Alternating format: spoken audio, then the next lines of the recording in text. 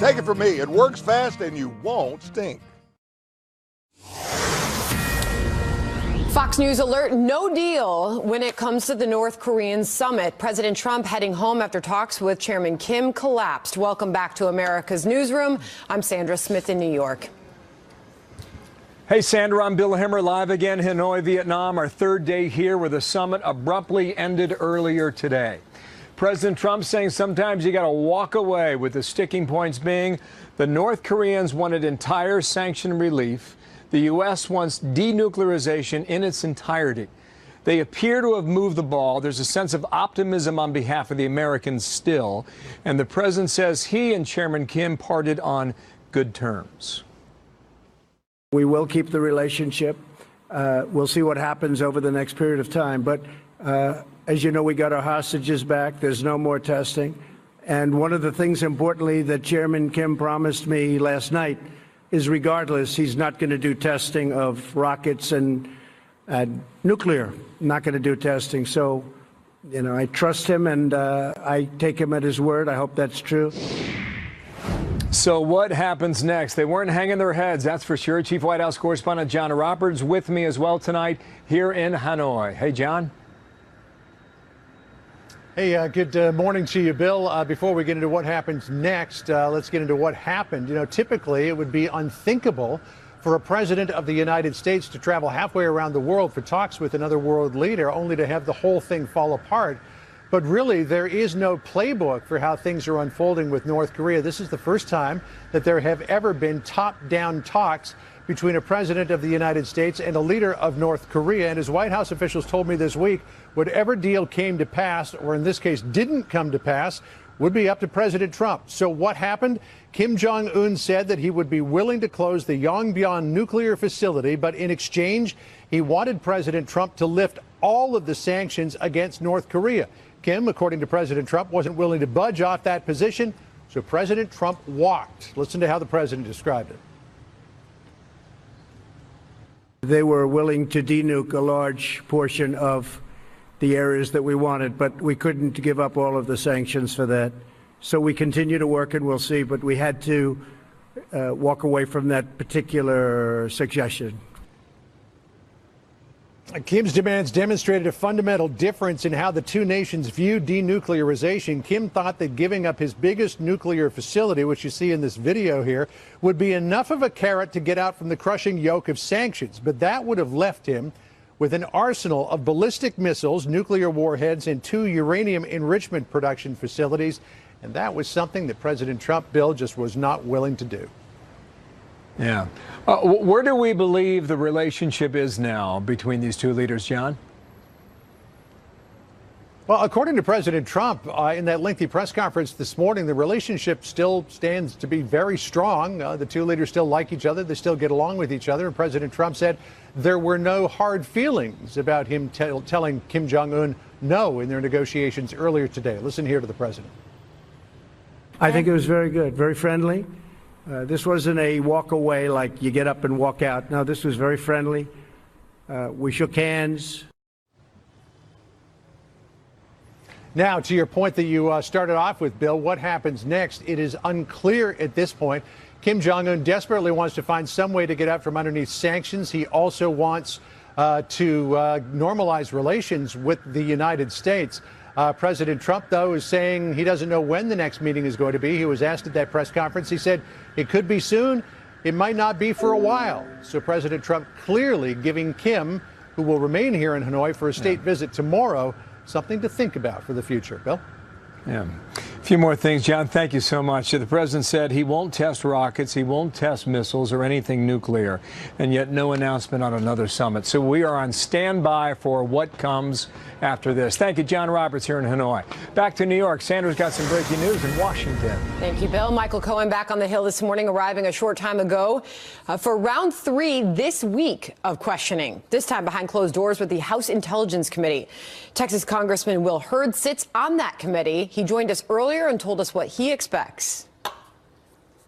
I don't think we're going to learn anything new from this.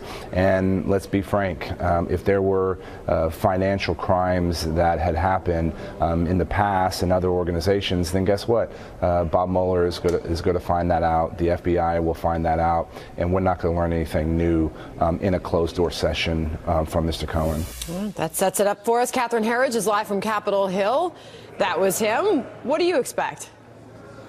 Well, Sandra, good morning. We've been covering the Russia collusion allegations here at Fox News for about 2 years, and there are a lot of indicators now that the Democrats may be looking for an off-ramp, a kind of transition point from alleged Russia collusion to alleged financial crimes. And based on Michael Cohen's 7 hours of testimony yesterday, he said he had a lot of suspicion when he was working with Mr. Trump and others, but he had no concrete evidence. A short time ago, we heard from the Democratic chairman of the House Intelligence Committee, and he told reporters that he does want to hear more from Cohen this morning. We'll get a lot of good information from Mr. Cohen, but I'll have more to say later on.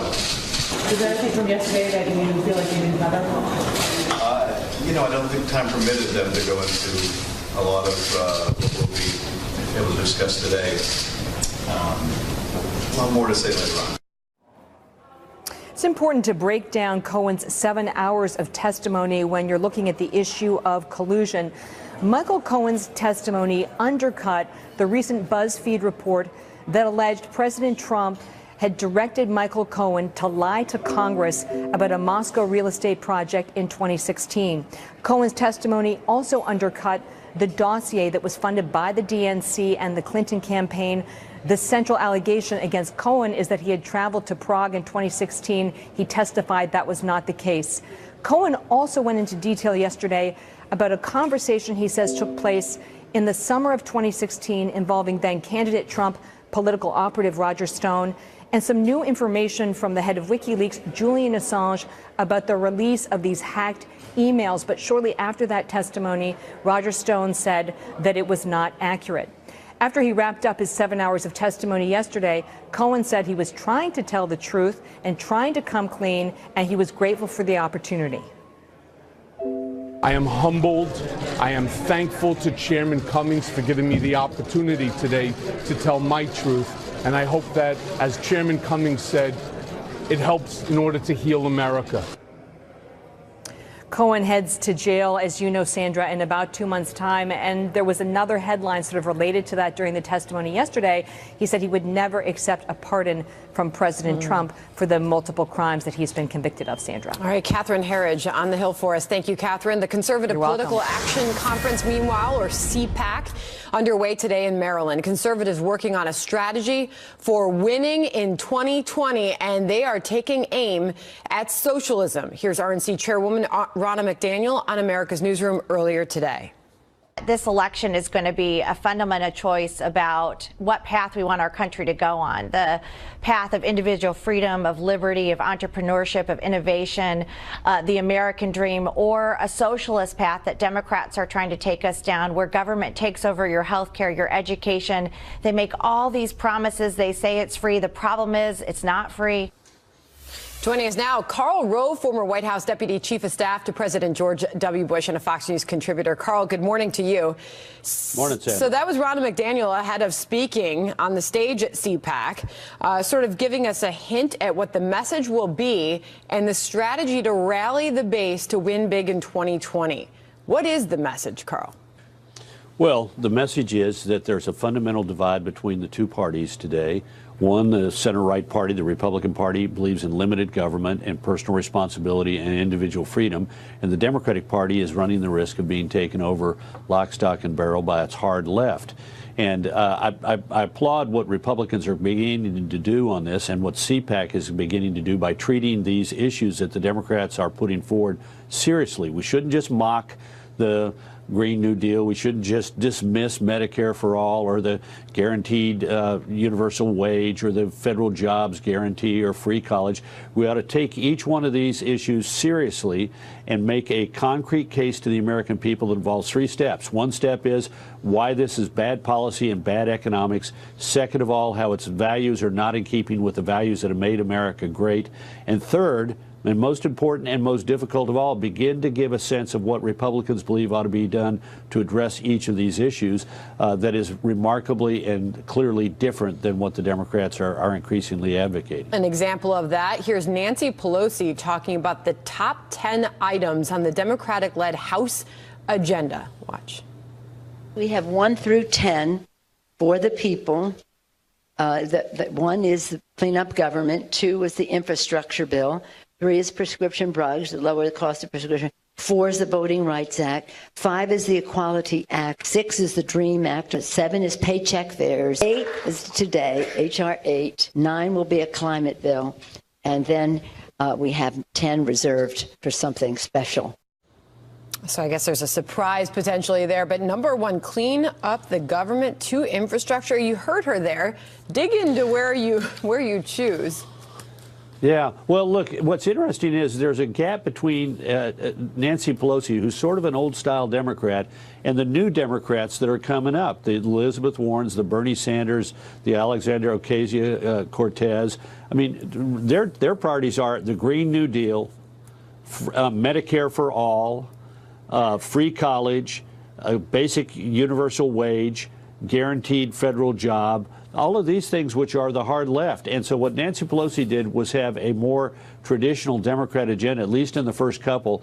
But that's not where the energy is inside the Democratic Party. And we've seen it in the last couple of weeks, for example, with a number of presidential candidates on the Democratic side endorsing the Green New Deal, which is unachievable, would beggar our economy, cost trillions of dollars, and fundamentally put the government in charge of everything from deciding what our homes and office buildings would look like, to getting rid of oil and gas fueled cars within a decade and replaced by electric cars. I mean, this is, there's a weird agenda on the left, and we got to take it seriously. Otherwise, we could wake up with a candidate who's endorsed that agenda, serving as president of the United States, or more members of Congress backing that agenda in control of the House and the Senate. But still, Pelosi not committing to a vote on the Green New Deal, saying that they need something evidence-based. We'll see what her approach will be with that. But Karl Rove, we appreciate you kicking things off at 11 o'clock this morning on the East Coast. You bet. Thank you, bet. Sir. Thanks, Sandra. All right. Bill, still out in Hanoi, and the conversation continues. It's been a heck of a week, Bill. Yeah, and there's a lot of reaction. That's to be expected, too. Washington's just getting warmed up at the moment, Sandra. A moment ago, Democratic from the left now, but Democratic Senator Bob Menendez called it amateur hour, suggesting the president, if you don't have it's not good to take a bad deal, is what he said. Mm-hmm. But he should not have put himself in a situation like this to even to meet with Chairman Kim. That's his position. Lindsey Graham says, I appreciate the effort. I'm encouraged there are plans to continue talking. And then he says there was only one good deal, and that's the complete denuclearization of North Korea. You're going to get a lot of reaction throughout the day, including Mitch McConnell, who says that Chairman Kim's got a slow, long train ride home to think about what has happened here in Vietnam. So more on that coming up here, and more reaction from the Hill after the president's second summit here concluding in Hanoi with Chairman Kim ends without a deal in Vietnam. The bottom line is, if a guy's threatened to cut your throat, don't buy him a knife. Trump is smart enough to get out of that deal. And he says, I'm not in a hurry. I want a good deal. I want a real deal. So then, where are negotiations headed from here? Special report anchor Brett Baer. He is also in Vietnam. Brett's coming up in a matter of moments with me. Also, stunning floodwaters back home, receding in California. What a mess this has made. What people forced from their homes will find as they are now allowed to go back. The big thing is when the water goes down, what's going to be left behind and what damage was there from all the water. That's going to be the big thing. Call now. Fox News Alert Now. News out of Tel Aviv moments ago. Breaking news in Israel. Israeli media now reporting the attorney general in that country has, quote, decided to indict the Prime Minister Benjamin Netanyahu in 3 different corruption cases. This coming about 40 days before national elections in Israel. The actual filing of the reported charges, which include bribery, fraud, and breach of trust will depend on the outcome of a required hearing. Now, the president was asked about this today. He endorsed Benjamin Netanyahu as a prime minister. We're learning the prime minister Netanyahu will address the people in Israel about 2 hours from now. That's expected at 1 o'clock Eastern time. Right now, 6:15, 6:17 local time in Israel at the moment. So that news is developing. Stay tuned for more on that momentarily. Well, we were all hopeful that we might get some sort of an agreement in a signing ceremony. But, you know, let's be realistic. This is a process. I give President Trump and his team a lot of credit that they brought Kim Jong-un to the table, and I believe that we will eventually get there. It's a process. Senate Armed Services Committee member David Perdue earlier on this program saying that he is not fazed by the collapse of the disarmament talks, saying he's confident the U.S. and North Korea can still reach a deal that will get Pyongyang to scrap its nuclear program. Meredith Sumter is head of research for the Eurasia Group and a North Korea expert. Meredith, welcome. First up, go to the president's words. On his departure here, he said, sometimes you have to walk. Ultimately, he said it was about the sanctions. What happens next? Great question. Well, certainly we don't expect that we're going to see a return to escalatory rhetoric or tensions because the president has made clear that despite the summit ending prematurely, that the rapport between the two leaders remains intact and that Kim Jong-un has agreed to continue the moratorium on nuclear and ballistic missile testing. That ultimately will be market positive. But what's concerning, though, is Kim Jong-un's maximalist position, which the president was referring to, and what that portends for just how difficult it will be to push him toward substantial negotiations that would result in North Korea's denuclearization. Meredith, you talk about that rapport, and here the president is talking about, talking very warmly about the relationship with Kim Jong-un. Watch. You know, I was watching, as a lot of you folks over the weeks have said, we've given up. We haven't given up anything. And frankly, I think we'll end up being very good friends with Chairman Kim and with North Korea, and I think they have tremendous potential. I've been telling everybody they have tremendous potential, unbelievable potential, but we're going to see. Talking about being very good friends with Chairman Kim and the relationship with the United States and North Korea, how does that strategy or how does that play into our strategy, I should say? Well, it's certainly a different strategy than past U.S. administrations have taken, which I would think that President Trump sees as his comparative advantage. This relationship has been marked from the very start, decades of mistrust and distrust between the two. And building that kind of rapport, in the president's view, is important to getting Kim Jong-un closer to some kind of deal, and that is what we think the president will continue to focus on moving forward. But look, the maximalist position that Kim Jong-un put forth, and in many ways is not surprising, but it does denote what he is going to do moving forward. And the U.S. team is well aware of this. They're aware of the challenges that they're going to have getting the North Koreans to come back to the table, and that ultimately Pyongyang will may be open to negotiating away bits and pieces of its nuclear and missile weapons program that are not central to the regime's survival, but they'll make it extremely expensive to do so. They are also, I would say, Sandra, attracted by the president's focus on taking steps to integrate North Korea's economy into the global economy. Out there. Yeah, Meredith Sumter, great to have you on the program this morning as all of this continues. Appreciate your time. Thanks. Well, a shocking new price tag and a brand new criticism for the new Green Deal. Republican Senator John Barrasso will be here shortly to share his thoughts on all of that. And there was a lot more drama at that Michael Cohen hearing than just Cohen himself. Why accusations of racism became a focal point in a flare-up between two of the committee members. Chairman, I ask that her words be taken down. President, I reclaim my time. Mr. Donald Chairman, Trump is setting a precedent. Back here in Hanoi, going to keep a very close eye on Capitol Hill. This angry exchange between lawmakers during this hearing with Michael Cohen yesterday. Michigan Congresswoman Rashida Tlaib accusing North Carolina Republican Mark Meadows as using an African-American woman as a prop to prove that President Trump is not racist. We're watching the back and forth, and there is more of it today. Ellison Barber's watching that from Washington. What's happened, Ellison?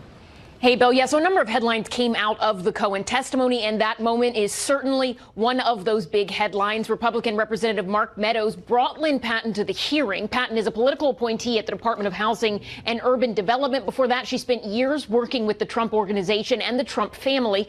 Meadows, as Patton stood behind him, pushed back on Michael Cohen's suggestion President Trump is racist by saying, in part, that as the daughter of a man born in Birmingham, Alabama, there is no way Miss Patton would work for an individual who was racist. Representative Rashida Tlaib said that moment represented an insensitive, racist act. Mr. Meadows disagreed. The fact that someone would actually use a prop, a black woman, in this chamber, in this committee, is alone racist in itself. I am trying, as a person of color, Mr. Chairman, just to express myself and how I felt at that moment. The prop? It's racist to suggest that I asked her to come in here for that reason. Today, Ms. Patton is speaking out. So is Representative Tlaib.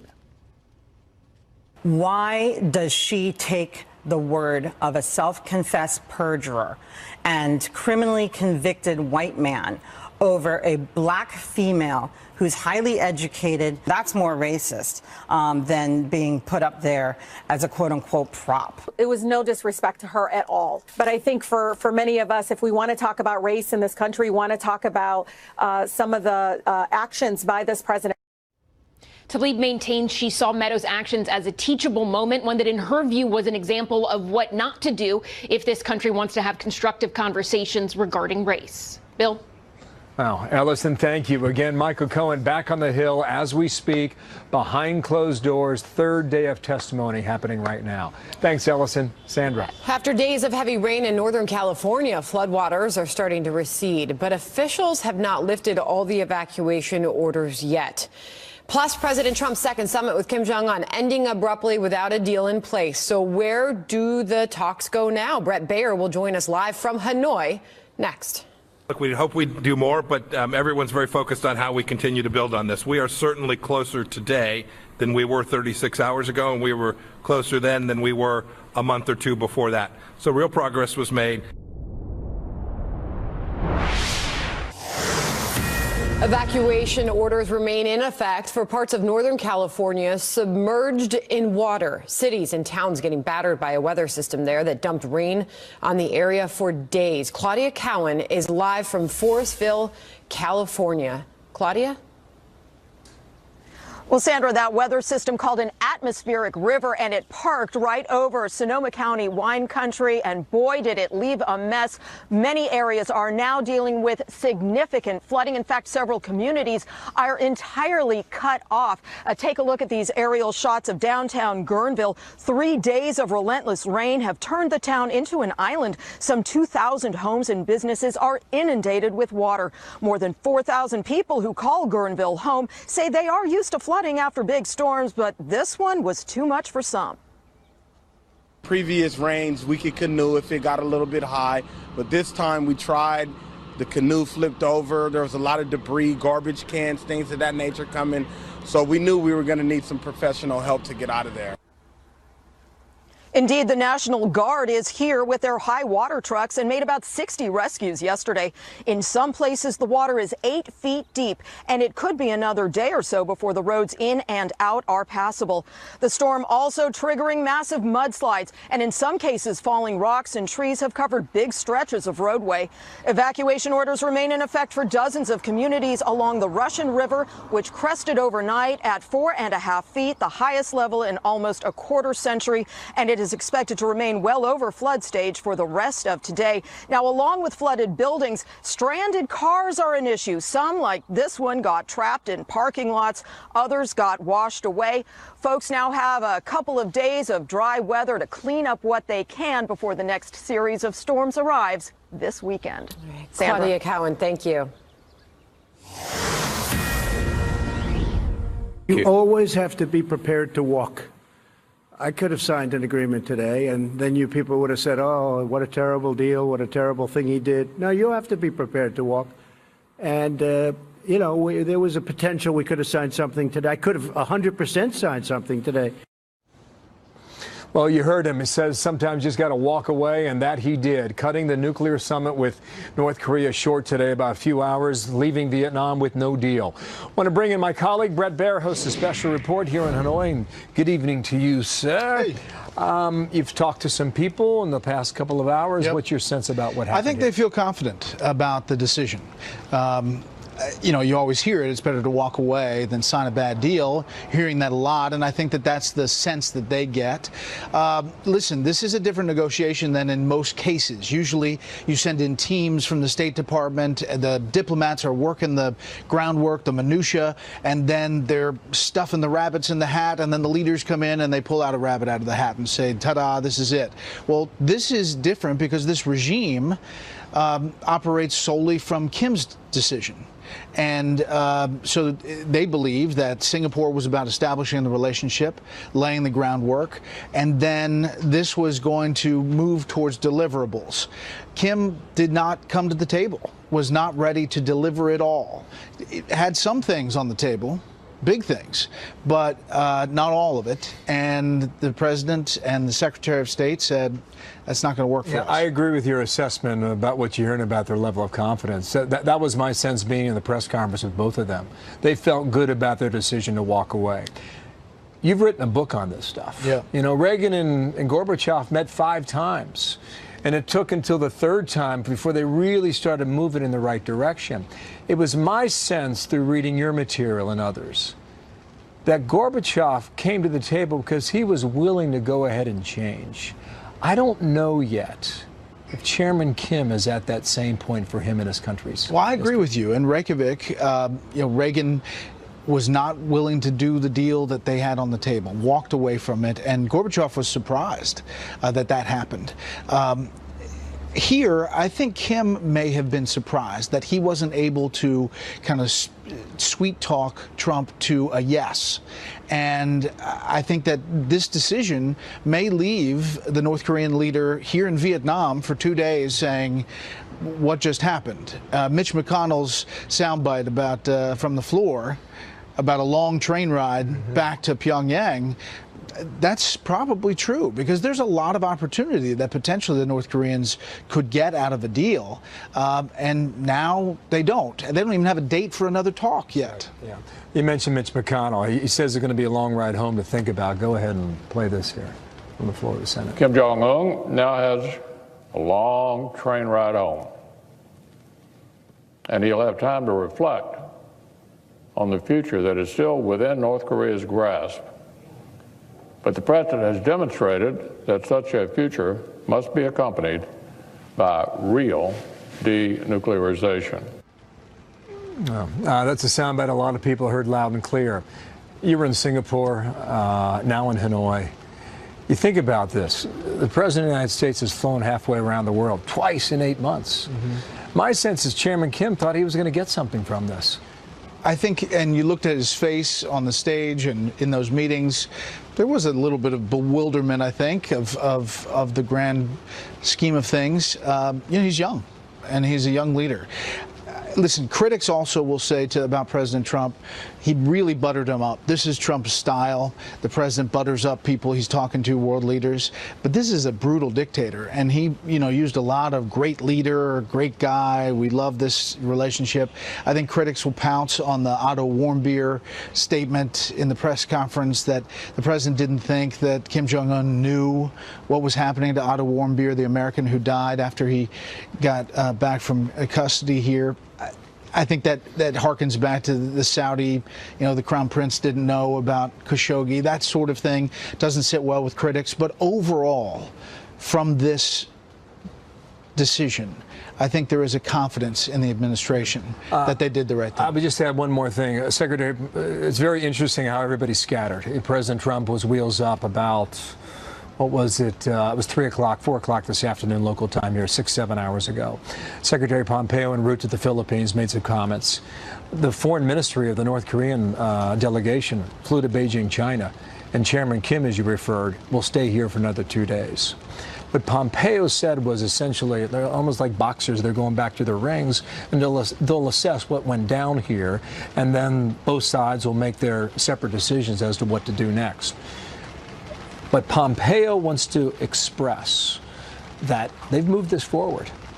And they've developed very good relationships on behalf of both teams that are really just starting to get to know each other yet again. And that's a lot about what Hanoi was. They didn't storm off. They didn't march off, and it didn't get really ugly. The missiles are not flying. The tests are not going. At least we don't think so. And there is a confidence that there is a future here. China and South Korea are going to play a big role in whatever that future is. Pompeo's quote, "We are certainly closer today than we were months ago." And some might argue they're closer today than they were several hours ago. We hope. Yes. Good to see you, man. Good to see you, buddy. Talk to you later. All right, 6 man. o'clock. You got it. Red Bear. Thank you. Sandra. Bringing this story to you now, we're learning a bit more. Fox News has confirmed actor Luke Perry is currently under observation at a California hospital after suffering a massive stroke. Perry, one of the stars of the 90s TV hit Beverly Hills 90210, playing Dylan McKay, and currently stars on the CW's Riverdale. According to TMZ, paramedics reportedly rushed to his home on Wednesday. It's unclear what his current condition is. Fox had just announced a reboot of the series 90210, yet Perry had not signed on to the project. We'll update you as we learn more on his condition. Meanwhile, the skyrocketing cost of the Green New Deal making headlines. The Green New Deal is a path to bankruptcy for our country. You know, Margaret Thatcher famously said, socialism's great until you run out of other people's money. Well, there's a staggering new estimate on the cost of that climate change plan. Senator John Barrasso is here to weigh in why he says it would bankrupt the nation. Next. New Deal, all the rage on the left, but a new study finds that it comes with a staggering price tag. The plan estimated to cost as much as $93 trillion. That breaks down to $600,000 per household. Those are some big numbers. Joining us now, Senator John Barrasso, a Republican from Wyoming who chairs the Committee on the Environment and Public Works. Been hearing you talk a lot about this, sir, and this price tag. It is a lofty one, and this is the nonpartisan Congressional Budget Office that did a study on this and came up with those numbers. $93 trillion, $600,000 per household. What do you think?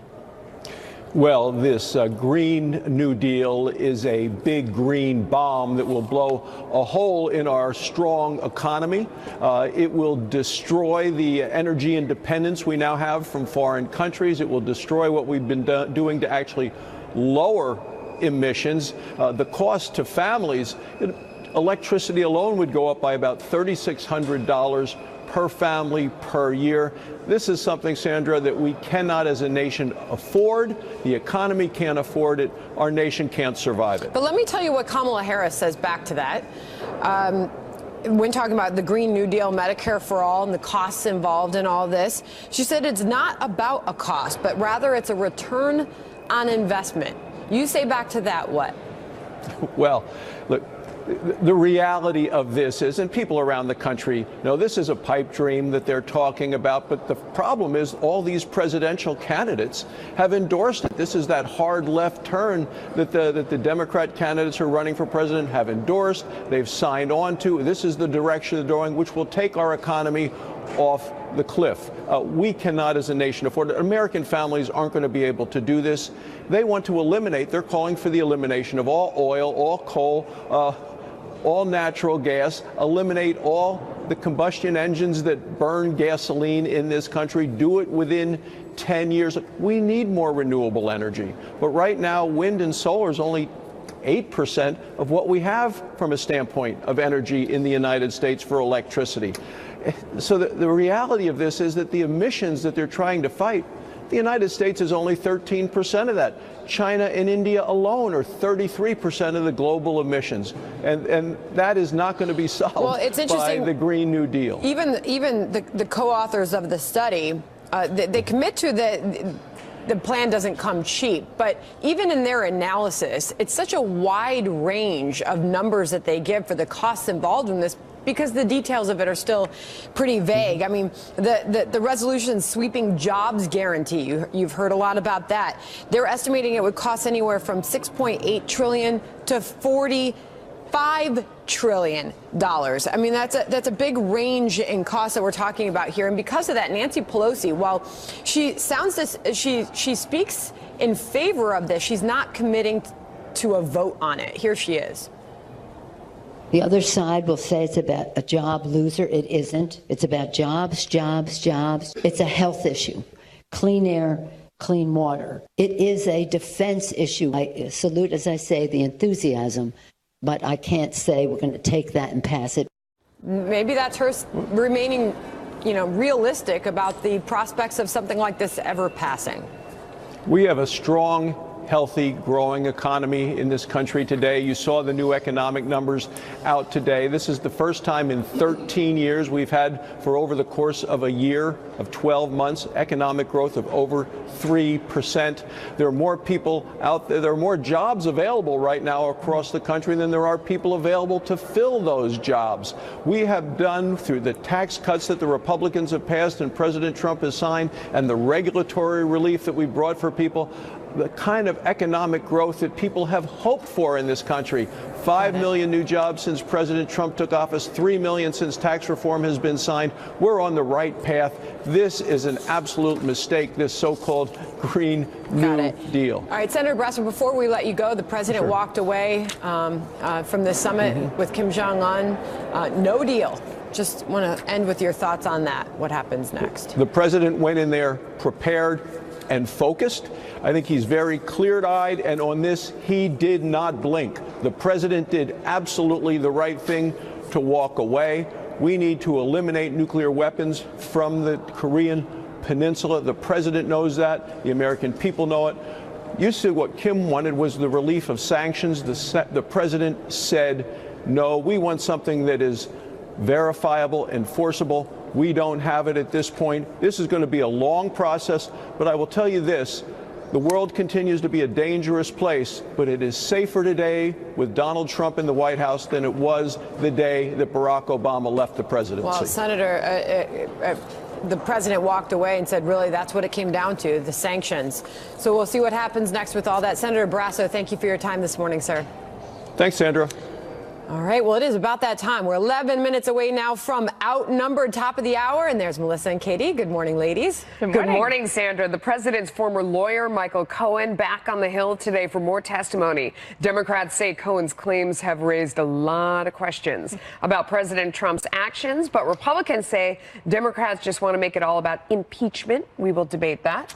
And an abrupt end to the summit in Vietnam. President Trump and Chairman Kim not reaching an agreement on denuclearization. Critics calling it a failure, but others saying it's better to walk away than make a bad deal.